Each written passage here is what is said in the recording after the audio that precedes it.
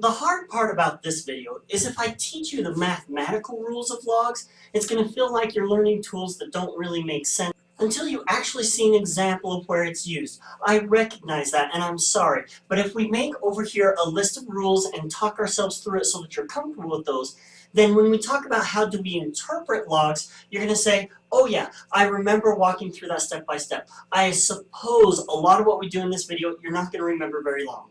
But it will help you to say, I remember seeing those rules. So here's the idea behind logs. If you have b to the power of x equals a, and you want to solve the equation for x, you use a log. It would be log to base b of a. That's why I used b here, because it's the base, it's the foundation holding up the x. Then that log is how you would solve for it. So sometimes logs are called anti-exponents, and sometimes exponents are called anti-logs. It's weird notation. The point is, we're going to use logs to talk about stuff that is to a power or to an exponent. And when we do, we're going to talk about what the base was, which is what goes on the log here, and what the a was. This is not notation saying you take log times b times a, understanding that this is a function based off b of a. That's kind of an important piece, because sometimes when students try putting this in their calculator or whatever else, they don't know what log is. It's just a function. Like a machine, call it machine b, because b determines what type of log it is. And if you feed a in, you get x out. That's what this equation means. And as is true of all functions, if x equals y, then you can log the x as long as you also log the y. You can do anything one side of the equation as long as you do it to the other. So you can put the function on x and y. Notice I've left off the b in this case. I'm saying this as a general rule that is true for any base. Now, if logs are anti-exponents, it might not surprise you to find out that they behave in backwards ways from how exponents behave. For example, if I have x to the power of 2 plus 3, well, that's x to the 5th power, so you would have 5 x's multiplied by each other. You could group that into a group of 2 and a group of 5 to make it an x squared and an x to the 5th. What does that mean? If you're adding exponents, you can multiply the bases. So let's talk about what would happen with an anti-exponent. When we're multiplying the bases, we can write this out as an addition of the logs. And that seems like a really weird arbitrary rule until you realize that it's doing the opposite of how exponents work. On the other hand, if you have the log of a plus b, you might be hoping that it's going to simplify some similar way, like an a cubed plus a b cubed. But if you think about this, you would have to FOIL two of them together and then multiply by the third one, first inside, outside, last. Okay, you're going to have a big, long term here. It does not simplify to something simple and easy. So this guy also does not simplify to anything nice. If you really want to look into it, you can take some Calculus 3 or 2 would actually look into that. We're just going to say, yuck. If you have a log of two things added together where you really need to talk about them separately, chances are you've done something wrong. Let's look at what would happen if we had a log of x to some exponent. In this case, it would mean that we have x times x times x. How many times? A times. Since I'm trying to do this in generic terms, if a was 3, there'd only be 3, but let's just say there's a of these.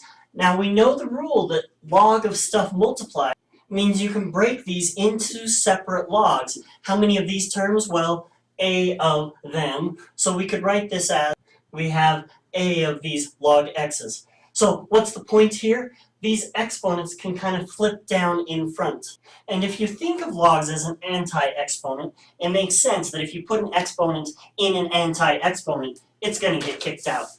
So let's go back to that very first equation. We now have enough tools to say what would happen if I took a log of both sides. And notice I did not specify what the base is yet. We could use base 10, we could use base 2, whatever you're interested in. But this exponent here goes down in front, and then if I divide this to the other side, I get a solution for x. Why is this important? Because we found the solution for x over there.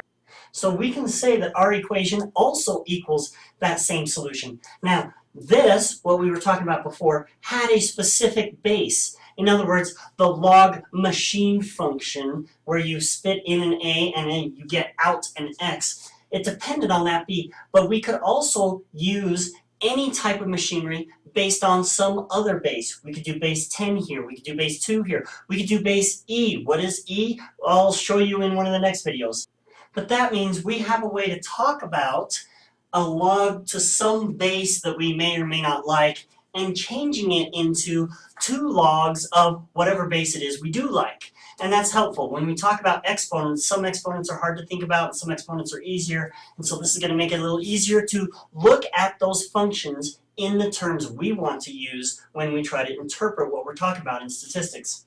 Now let's talk about what would happen if we had log to base b of b. What happens if you put b into the machine which is made out of this base? Well, if you look at that first rule over there, we can rewrite this as the base to the question mark needs to equal the base itself. So if I have a number and I raise it to a power and I want to get the same number back out, what number does it need to be?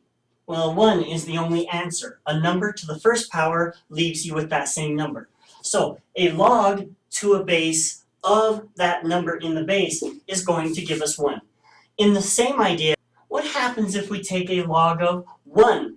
Well, that would mean the base to some exponent is supposed to give us 1. What exponent can you use that no matter what number you started with, raising it to that power always gives you 1? And the answer is 0. So we have a rule that any log, I don't care what the base is, but a log of 1 is always going to give you 0. And some of you are thinking, I don't see why anything to the 0 power gives you 1.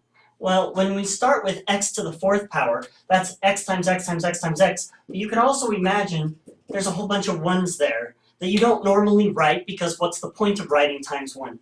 But if it was x cubed, you would take away an x squared, just x to the 1st power, and if you have x to the 0 power, you still have 1s sitting here. There's other ways to explain it with fractions. If you're confused, ask me and we'll talk about it. Let's look at what would happen if we had b raised to the power of a log base b of a. Remembering that logs are anti-exponents, you might not be surprised at what happens, but we can write this with a log on each side, as long as we log everything on one side and log everything on the other side. And now I have a log of something to an exponent, and we know from this rule that I can bring that exponent down in front. And I forgot to mention for this, I want to put base b on all these logs. So that here I have log to base b of b. We just walked through how that's 1. So I have the log of a times 1, which just gives us log of a. So the log of a needs to equal the log of something. What is that something? Obviously, it must be a. So not surprising, b raised to an exponent of an anti-exponent, all that's left is going to be the a. So I added that to our list. I had to shuffle those bottom 3 around a little bit. But those are the rules that we want to be able to be comfortable with, even if you're not sure you remember it.